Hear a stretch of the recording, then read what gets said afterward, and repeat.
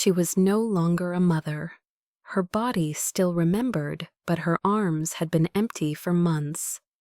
The milk still came like clockwork cruel in its reminder that there was no child to feed. Lena Harper didn't know why she continued pumping. Maybe it was routine.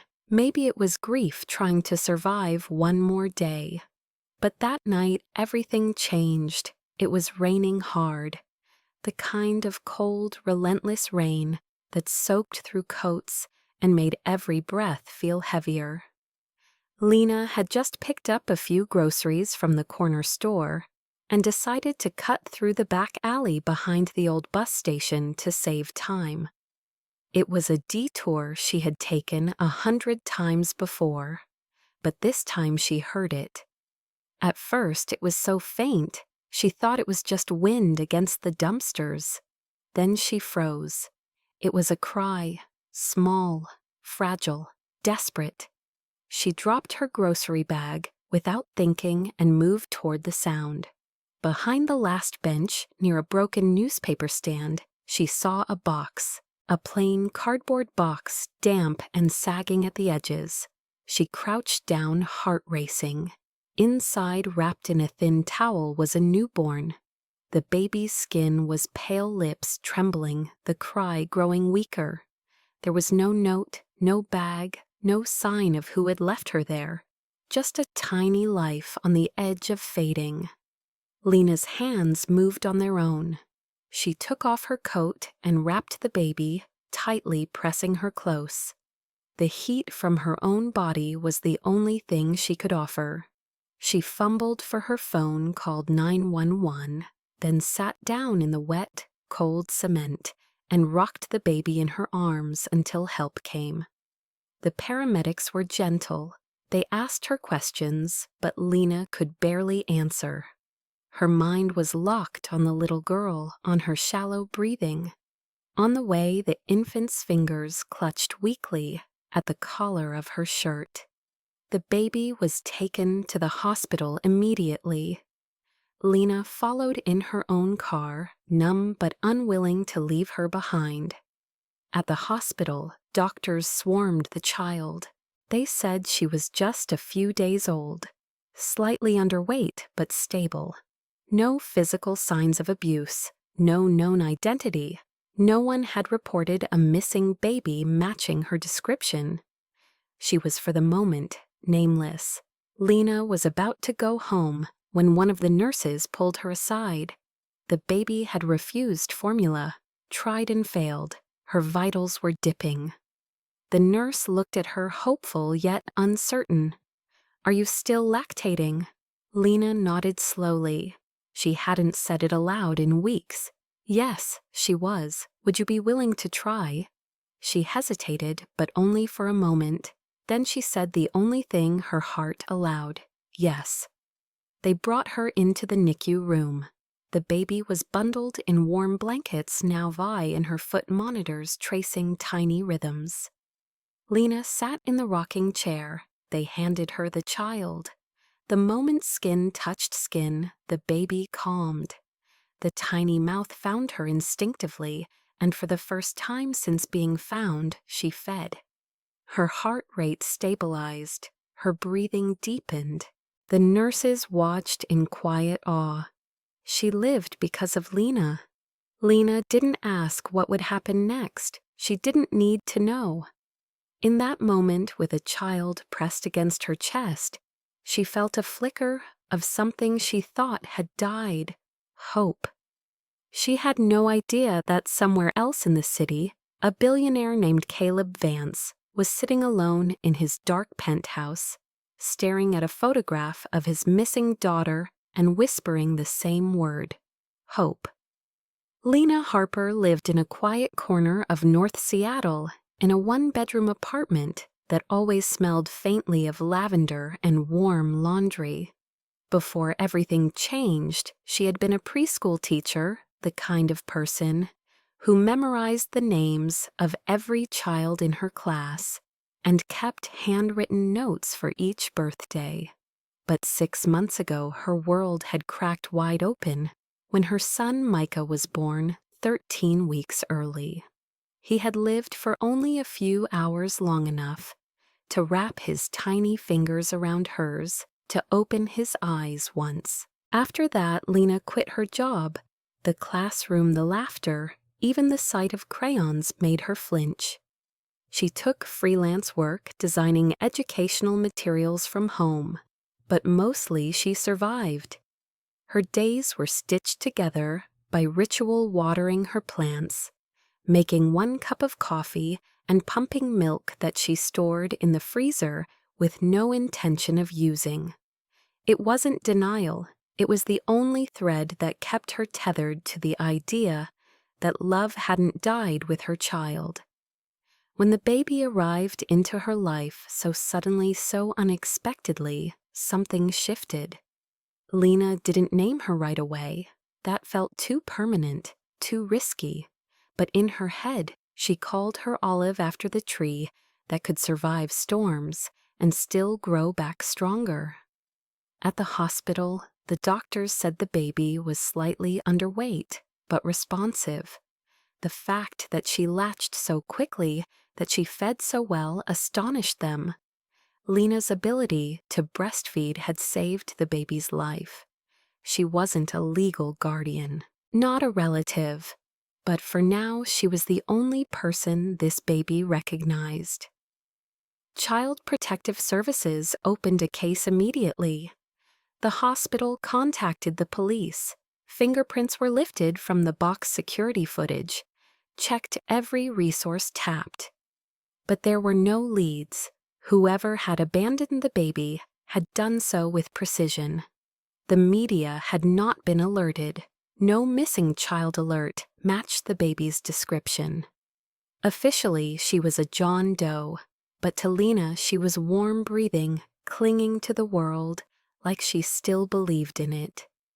Lena was allowed to stay in the hospital for observation, partly because of the milk and partly because the baby calmed only when she was near. She spent her nights in a chair beside the NICU crib, feeding Olive, rocking her gently humming lullabies she hadn't sung in months.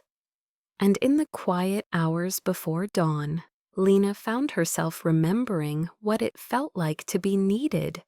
Not pitied, not mourned, needed.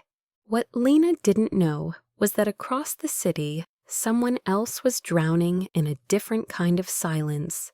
Caleb Vance was not the kind of man people ignored. At 35, he had built one of the most successful wellness tech companies in the country, transforming a garage startup into a billion-dollar empire. His face had been on magazine covers. His speeches had gone viral. Investors called him visionary. But in the week since his daughter vanished from a private hospital in Bellevue, he hadn't spoken to anyone except his security team and the lead investigator. His wife, Julia, had died from complications hours after giving birth. Caleb had stepped away from the company, shut down interviews, and offered a private reward to anyone who could return his daughter safely.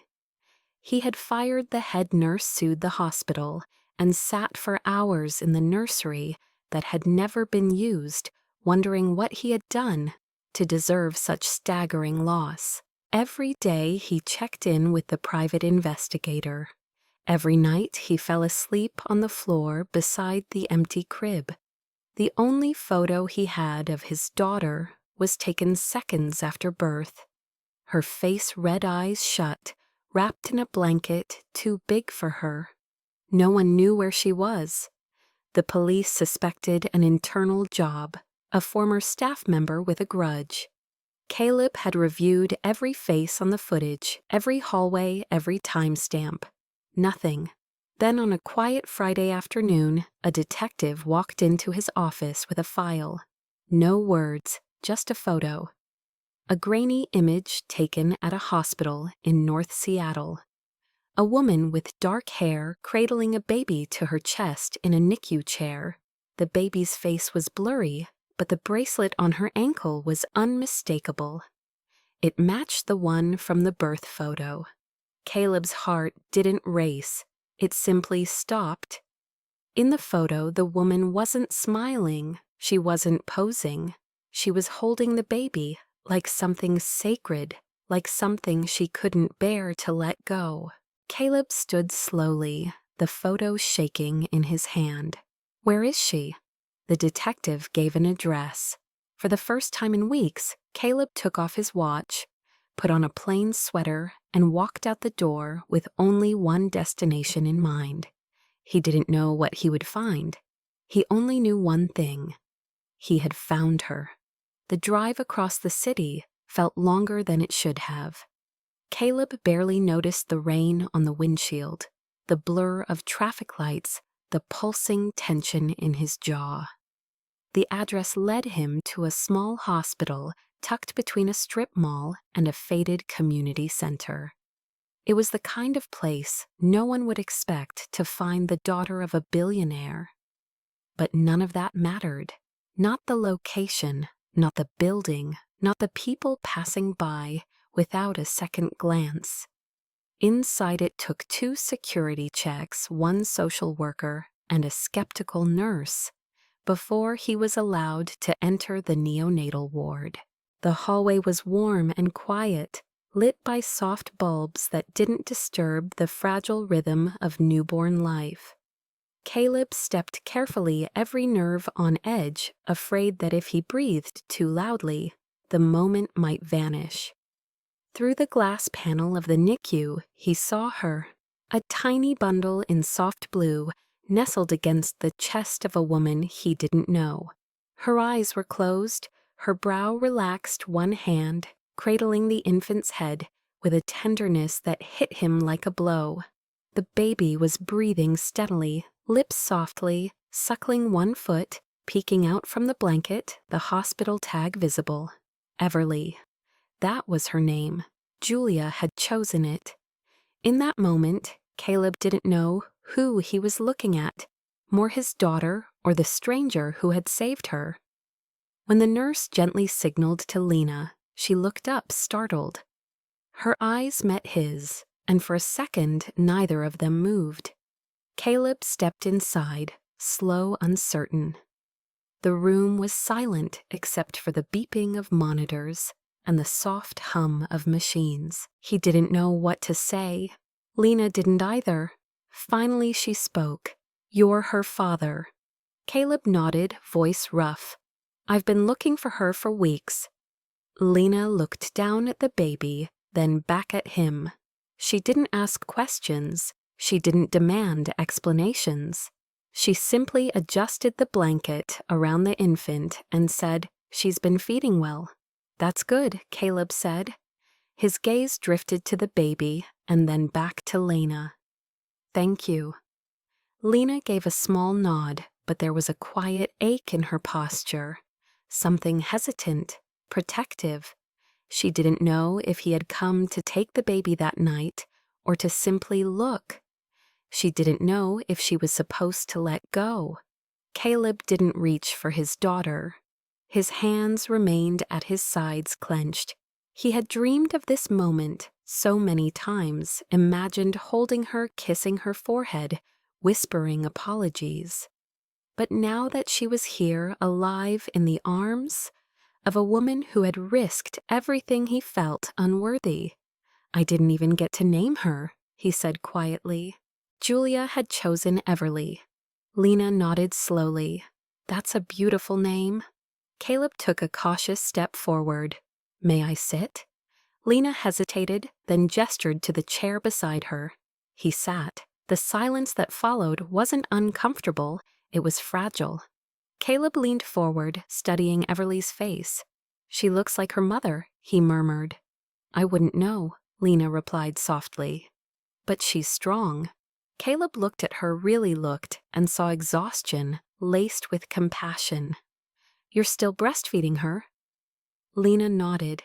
"She wouldn't take formula. I lost my son a few months ago. I still had milk." Caleb's expression shifted. "I'm sorry. Me too." For a while they sat in silence. Caleb watched the way Lena held Everly, the way her fingers moved gently across the baby's back, how she tilted her body so the infant could rest more comfortably. It wasn't just care, it was instinct. "How long have you had her?" he asked. 17 days? It feels longer." Caleb took a breath. She was taken from the hospital. "We think by someone who used to work there. We're still investigating." Lena's eyes flickered with understanding. She didn't press for details. She only asked, "Do you want to hold her?" Caleb froze. "Yes, but I don't know how." Lena gave a gentle smile, the kind that held more empathy than pity. "I'll show you." Together they transferred the baby into his arms. Caleb's hands trembled. He adjusted his grip awkwardly, terrified of doing it wrong. Lena leaned closer, guiding his arms, steadying his hands. "Support her neck. Keep her close. Skin helps." He followed every instruction, and when Everly stirred but didn't cry, something loosened in his chest. "She's so small. She's stronger than she looks," Lena said, "just like her father." Caleb didn't answer. He only stared down at his daughter, eyes glassy, jaw tight. When Lena stood to leave, he looked up. "Wait, would you stay?" She paused. "I'm not sure I should. Please, just for tonight." For her. Lena returned to the chair. Caleb held Everly until her breathing slowed, until her hand curled around his finger. That night, the hospital made an arrangement. Lena would remain as a temporary breastfeeding caretaker under medical observation. It was rare but not without precedent. Over the next few days, Caleb returned to the hospital every morning. He watched Lena feed his daughter, saw how the baby relaxed in her arms, how she smiled in her sleep. He began to ask questions. How often does she feed? How long does she sleep? What does she like? Lena answered them all with quiet patience. Caleb was formal, distant, but attentive. He brought coffee without asking, listened when she spoke. One afternoon, after a long silence, he asked about her son. His name was Micah. He came early. I held him for 31 minutes. Caleb didn't speak, only nodded. The next day, he brought her a photo album of his wife and the few hours they had with Everly. Lena looked through it, touched by the intimacy of the gesture. As days passed, the conversations grew longer. Laughter slipped in by accident.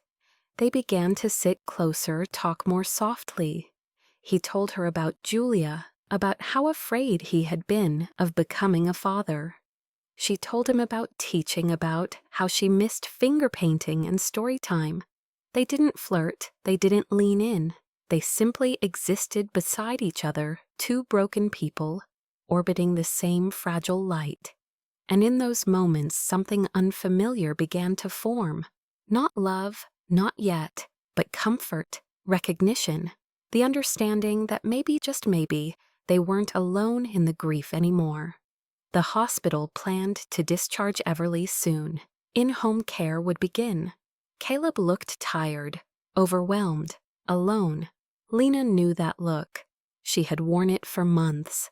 When the doctor brought up the possibility of hiring a temporary caregiver to assist with feeding, Caleb hesitated. Then he turned to Lena. "Would you consider coming home with us? Just until she weans. I can pay whatever you need. You'd have your own space. You wouldn't owe me anything." Lena didn't answer right away. She looked down at Everly, now sleeping peacefully in her lap. She thought of the silence in her apartment, the empty crib, the pump in the freezer. She looked up. "Yes, but I have conditions." Caleb nodded. "Name them: privacy, routine, respect. This is for her, not us." Agreed. The next day they left the hospital together. Not as a family, not as lovers, just as two people trying to do the next right thing. The house was bigger than anything Lena had ever seen up close. a modern glass and stone estate perched on a quiet hill overlooking Lake Washington. The driveway curved like something out of a magazine spread, and inside everything gleamed. Clean lines, minimalist furniture, and silence so thick it felt like walking into a museum.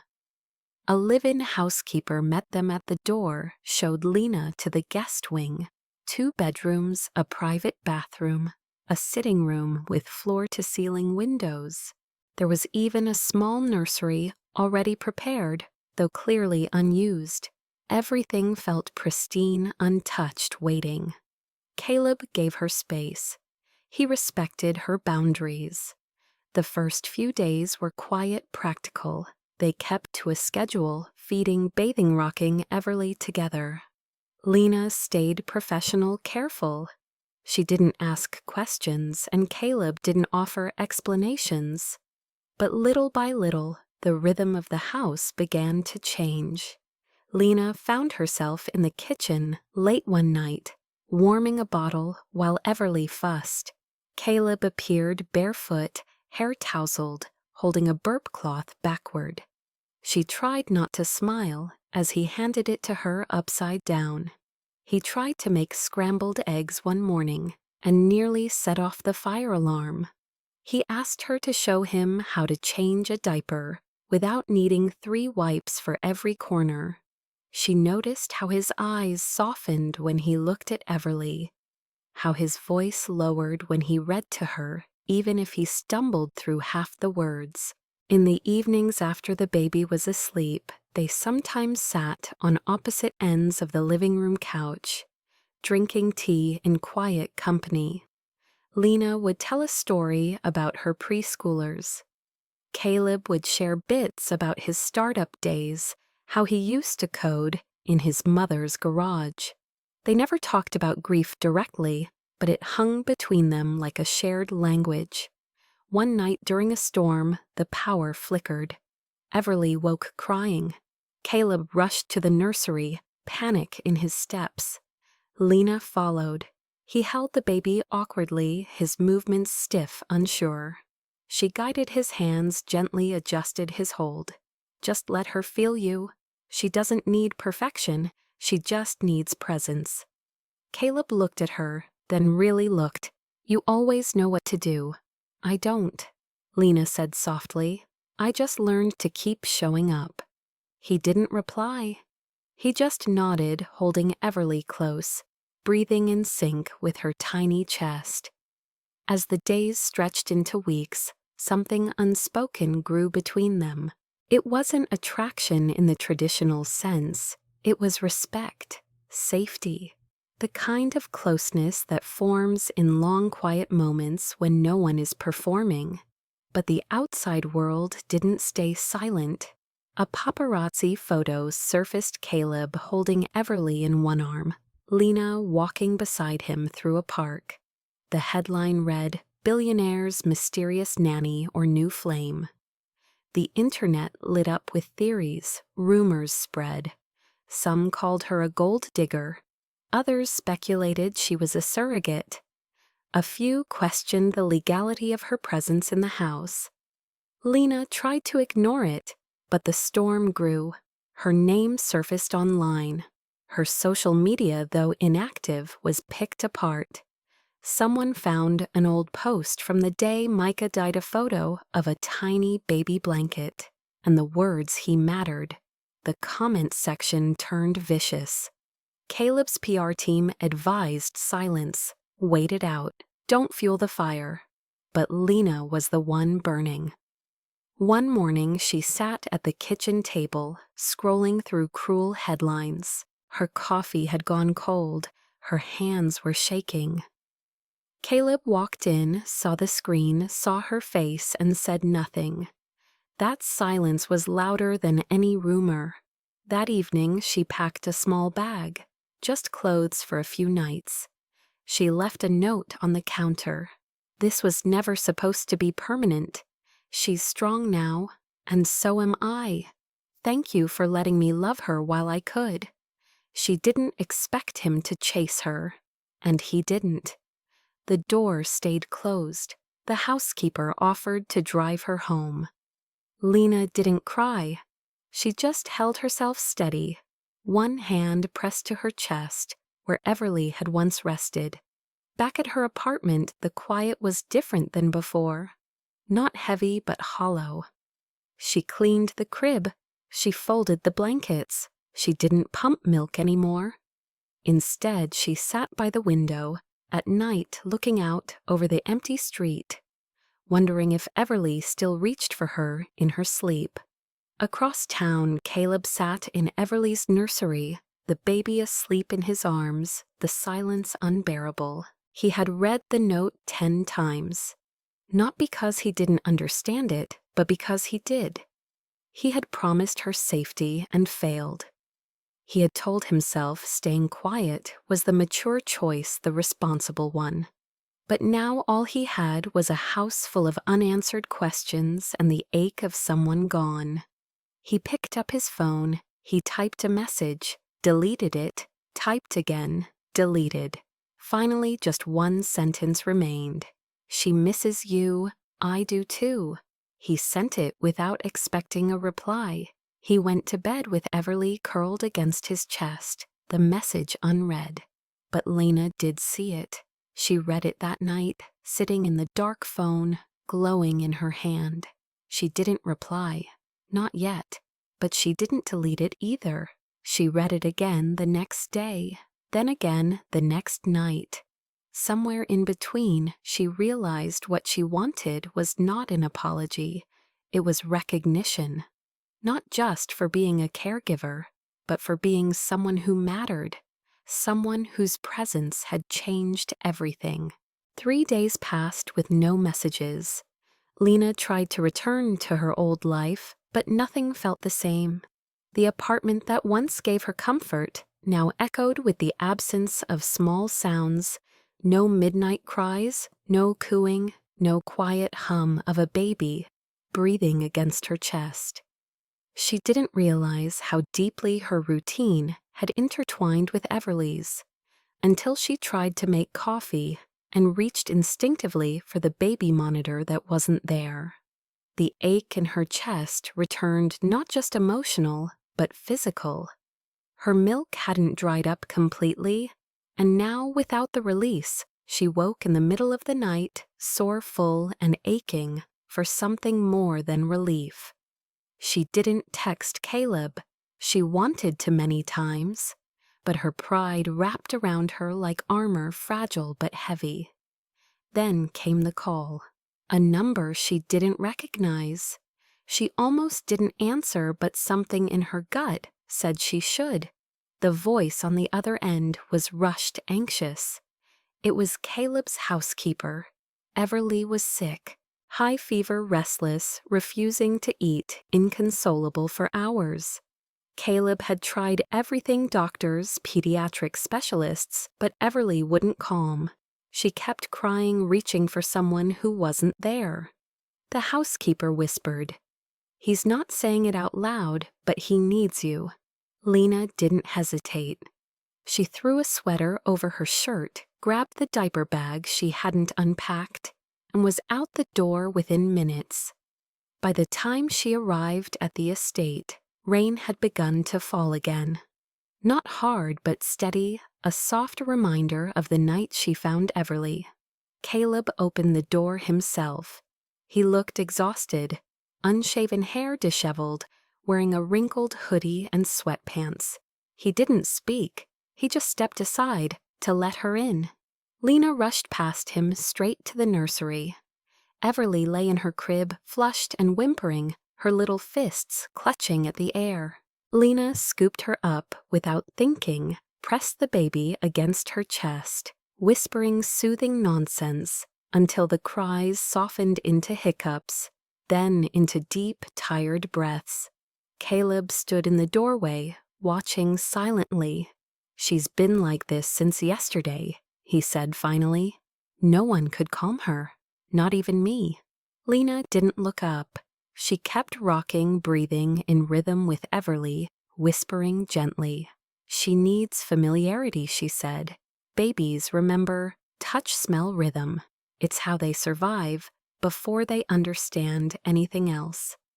Caleb stepped closer. I was wrong about a lot of things. Lena kept her eyes on Everly. I didn't leave because of the press. I left because you didn't say anything. You didn't choose me. You protected your image, not the truth. Caleb sat on the edge of the crib, elbows on his knees. I was scared, not of the rumors, of what it would mean to say it out loud, to admit you were more than someone helping me, that I needed you, not just her, you. Lena finally looked at him. And do you know that now? He nodded, yes. But I don't want to convince you with words. I want to show up, again and again, even if it's late, even if I mess it up. Let me be there the way you were for her, the way you were for me. They didn't say anything more that night. Lena stayed. She fed Everly, held her until the fever broke. She slept in the armchair beside the crib, while Caleb slept on the nursery floor, one hand on his daughter's blanket, the other resting near Lena's foot like a silent promise not to drift too far. In the morning, over quiet coffee, he slid a small envelope across the table. No lawyers, no PR, just a simple note. This house felt like a museum before you. You gave it life.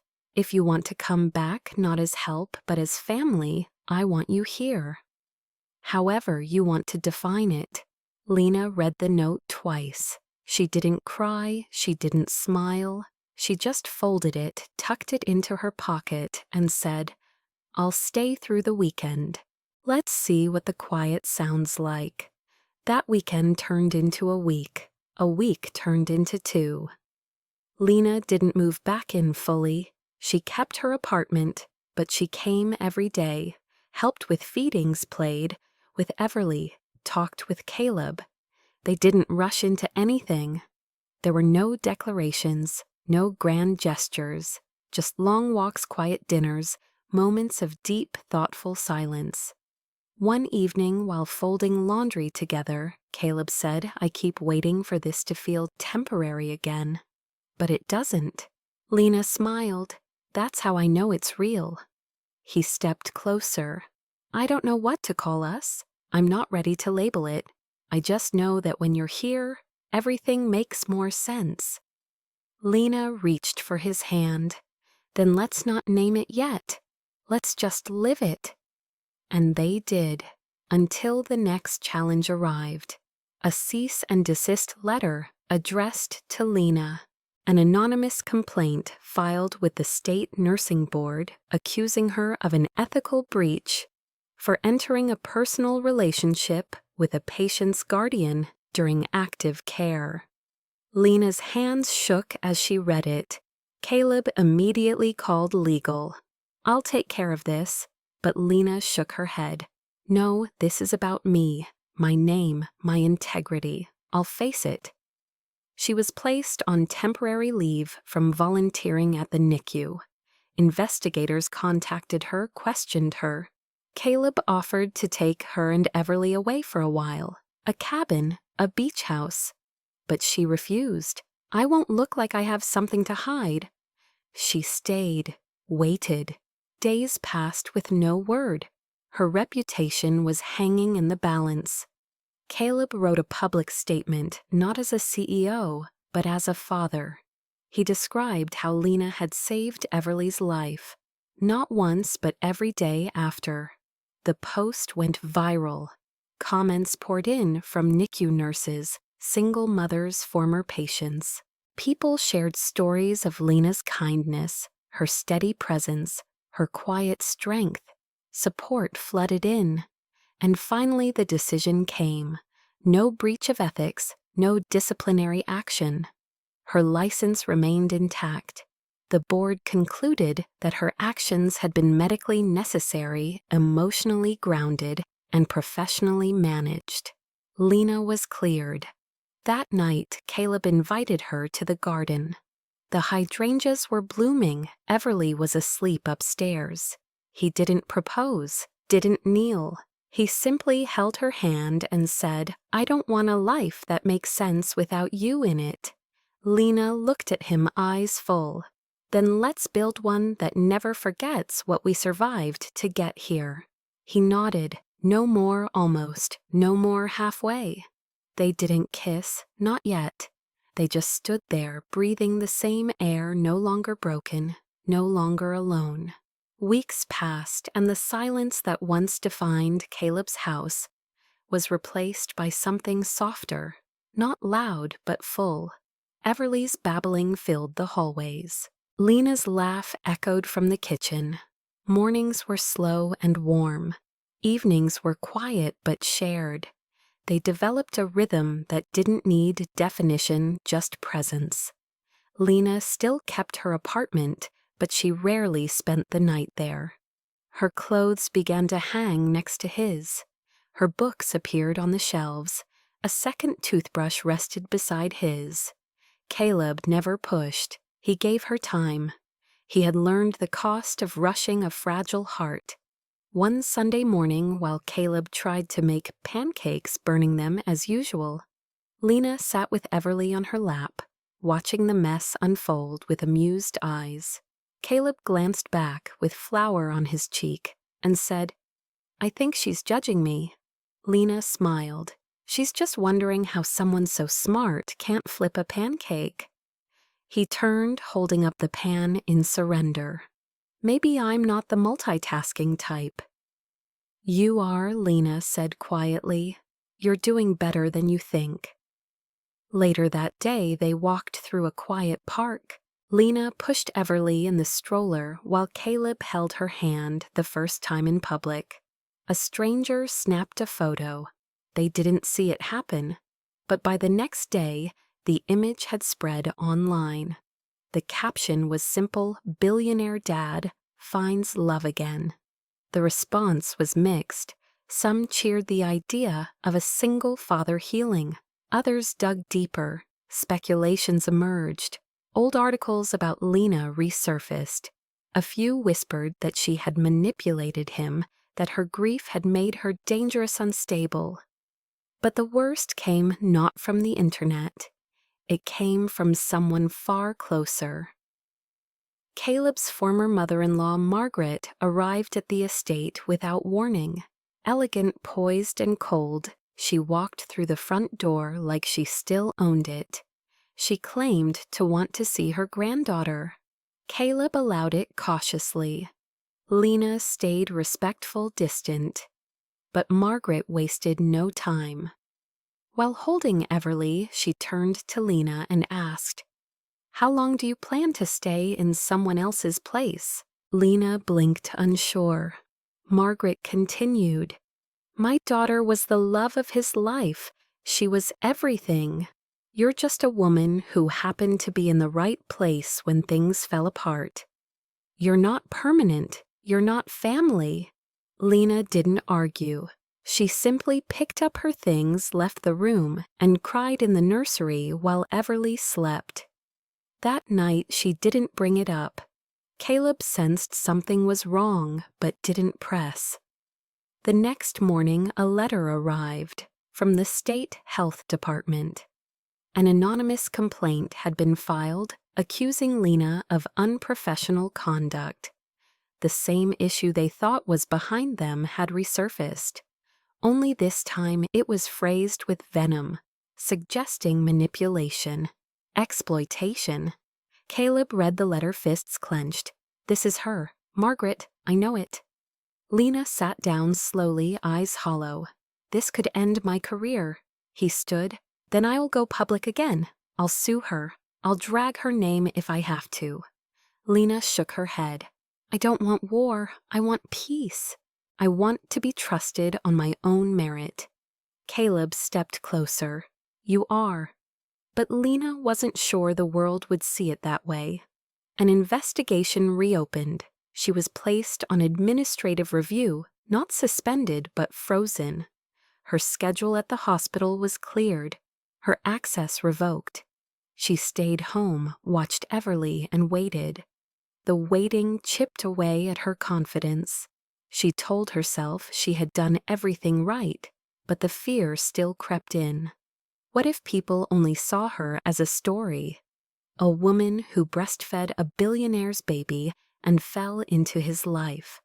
One evening she sat on the nursery floor with Everly in her lap, whispering a lullaby.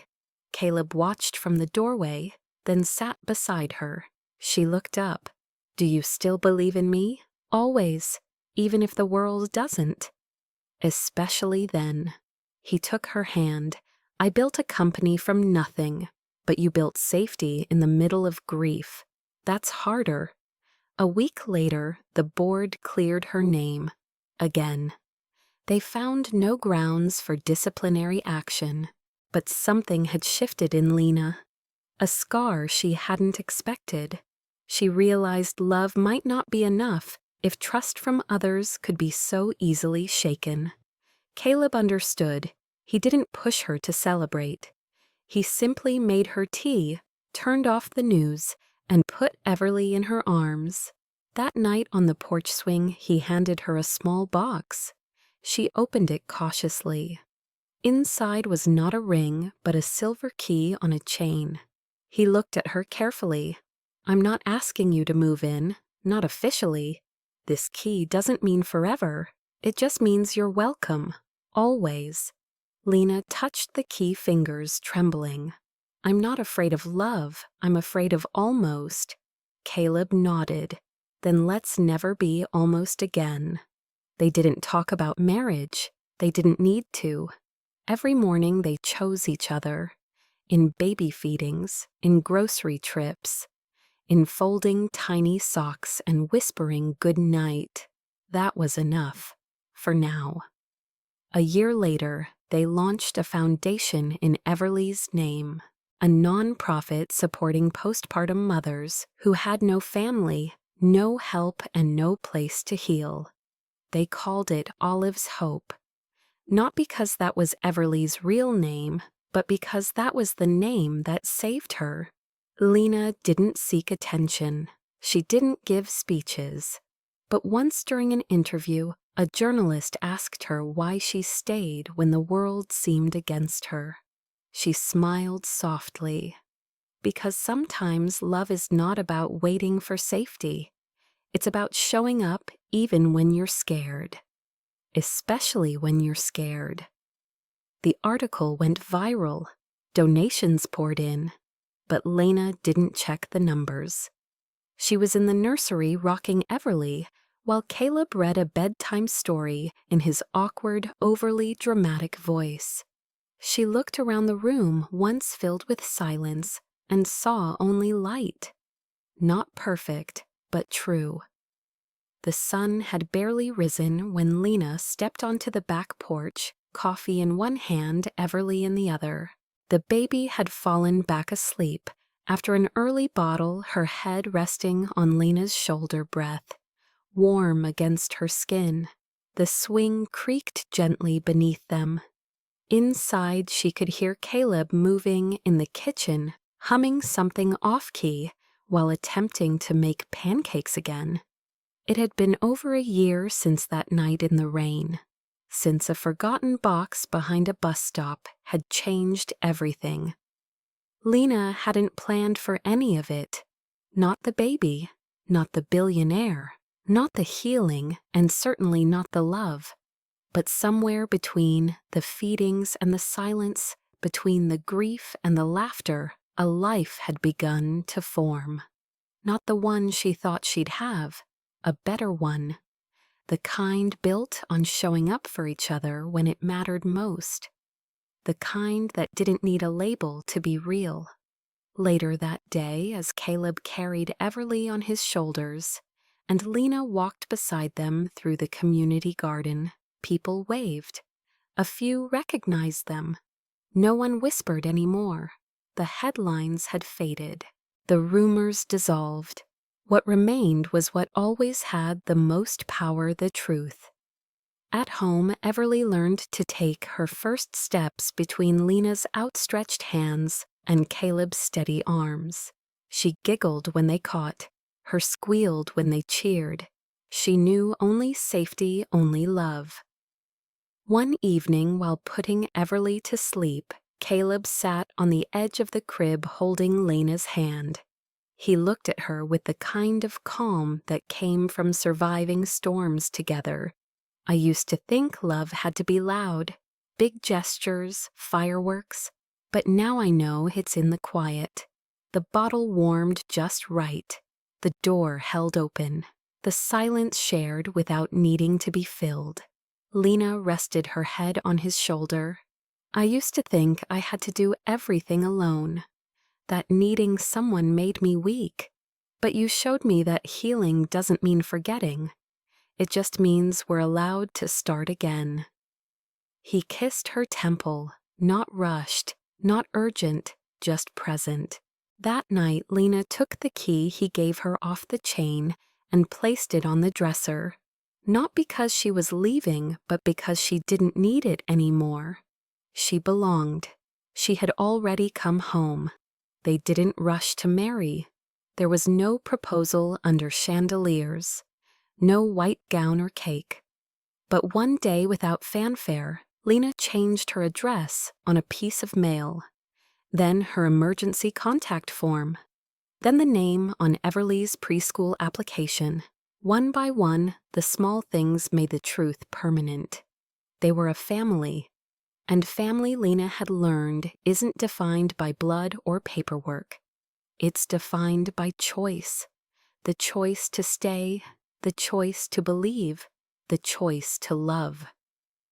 At the Foundation's first anniversary event, Caleb stood in front of a small crowd of mothers and supporters. He spoke softly, words deliberate. I once thought I had lost everything, but one woman reminded me that grief is not the end of the story. Sometimes it's the beginning of something better. Afterward, Lena joined him on stage. He took her hand, not for the cameras, not for show, but because she was his anchor, and in front of those who had walked through their own storms, they stood together. Not as a headline, not as a miracle, but as a promise that healing is possible. Later that night, Lena found a note Caleb had left on her pillow. It read, "You didn't just save her, you saved me. And you taught me that love isn't something we earn. It's something we choose every single day." She folded it carefully, placed it in the box beside Micah's blanket, and whispered, "I choose this. I choose us. Every day, always."